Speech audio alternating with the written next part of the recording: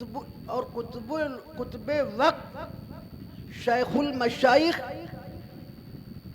محبوب کبریا حضور شعیب الاولیاء رحمت اللہ علیہ کے شہزادے حضرت پیر طریقت عارف باللہ ماشاءاللہ ڈاکٹر غلام عبد القادر ثالث صاحب قبلہ کی زیارت سے محظوظ ہو رہے ہیں۔ اللہ تبارک و تعالی حضرت کی عمر میں برکتیں عطا فرمائے آمین اور حضرت کے فیوز و برکات سے ہم سب کو مالا مال فرمائے آمین۔ میں نے بخاری شریف کی ایک حدیث پاک کے پڑھنے کا شرف حاصل کیا۔ پیارے آقا ارشاد فرماتے ہیں کہ تم میں کوئی اس وقت تک مومن کامل نہیں ہو سکتا جب تک کہ وہ اپنی جان، اپنے مال، اپنی اولاد اور دنیا کی ہر چیز سے بڑھ کر مجھ سے محبت نہ کرے۔ سبحان اللہ سبحان اللہ۔ حضور صلی اللہ علیہ وسلم نے ایمان کی کسوٹی عطا فرما دی ہے کہ جس کے دل میں عشق رسول ہو وہ مومن ہے، جس کے دل میں نبی سے محبت ہو وہ مومن ہے، جس کے دل میں نبی سے پیار ہو وہ مومن ہے۔ ارے مومن نہ صرف نبی سے محبت کرتا ہے، نبی سے نسبت رکھنے والوں سے بھی مومن محبت کیا کرتا ہے۔ نعرہ تکبیر، نعرہ رسالت۔ حضرت عثمان غنی رضی اللہ تعالیٰ عنہ ایک ببول کے پیڑ کے نیچے سے گزر رہے تھے، سر اٹھا دیا، امامہ ببول کے کانٹے میں الجھ گیا۔ ساتھیوں نے پوچھا اے خلیفۃ المسلمین، اگر آپ چاہتے سر نیچا کر لیتے، امامہ نہیں الجھتا۔ ارے اس کا سر نیچے کیسے ہو سکتا ہے جس کے سر کو اللہ نے بلند کر دیا ہو، رسول اللہ نے اونچا کر دیا ہو۔ تو حضرت عثمان غنی رضی اللہ تعالیٰ عنہ نے فرمایا کہ اے لوگوں، میں نے اپنی آنکھوں سے دیکھا ہے میرے رسول کا امامہ اسی ببول کے کانٹے میں الجھ گیا تھا، تو میں نے سوچا میں اپنے امامہ کو ببول کے کانٹے میں الجھا دوں تاکہ میرے نبی کی سنت ادا ہو جائے۔ تو حضرات، نبی سے محبت کرنے والوں کا یہ انداز ہے۔ سبحان اللہ۔ حضرت عمر فاروق اعظم کا دور ہے۔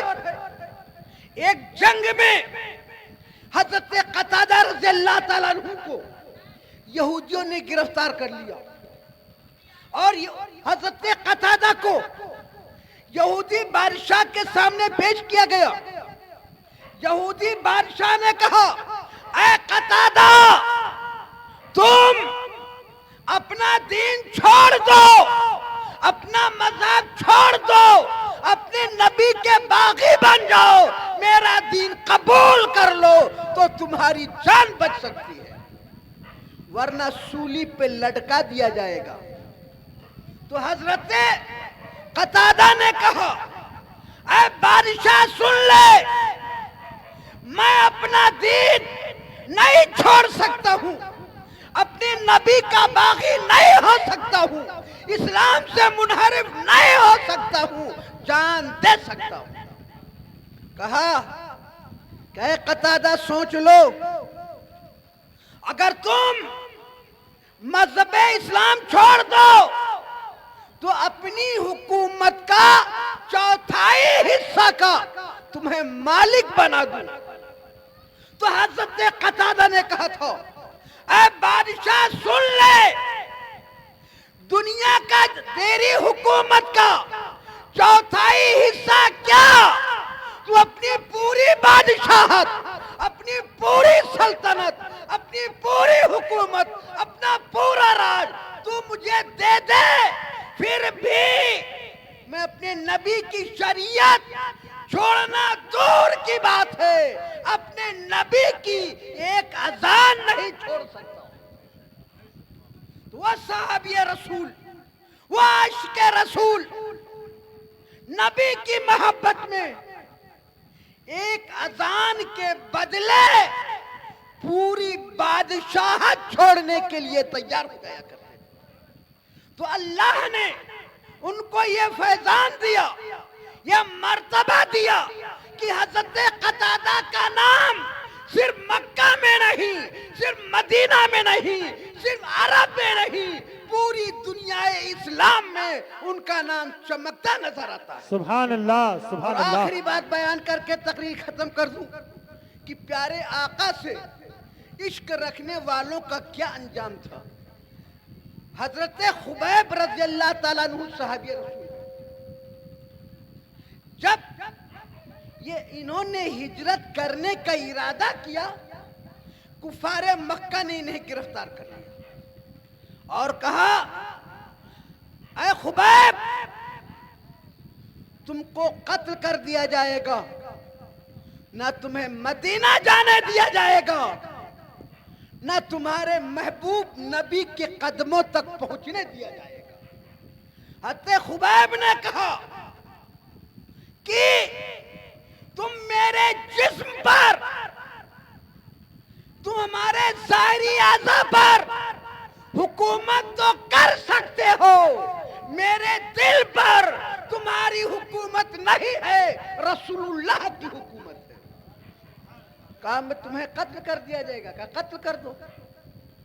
جب قتل کرنے کے لیے تلوار لے کر کھڑا ہوا ایک آدمی، کہا بتا دو کہ اگر تمہاری جگہ پر محمد ہوتے تو تمہارا کیا حال ہوتا؟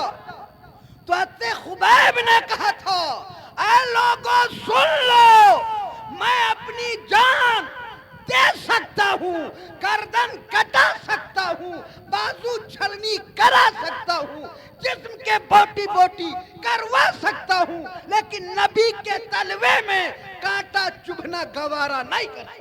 حق ہے۔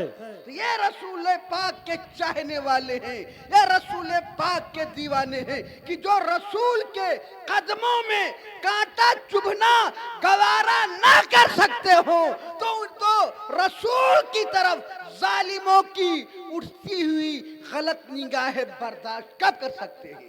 اسی لیے کہنے والے نے کہا تھا جان مانگو تو جان دیں گے، مال مانگو تو مال دیں گے، مگر کبھی یہ نہ ہم سے ہوگا، نبی کا جاہو جلال دیں گے۔ وما علینا الا البلاغ۔ السلام علیکم۔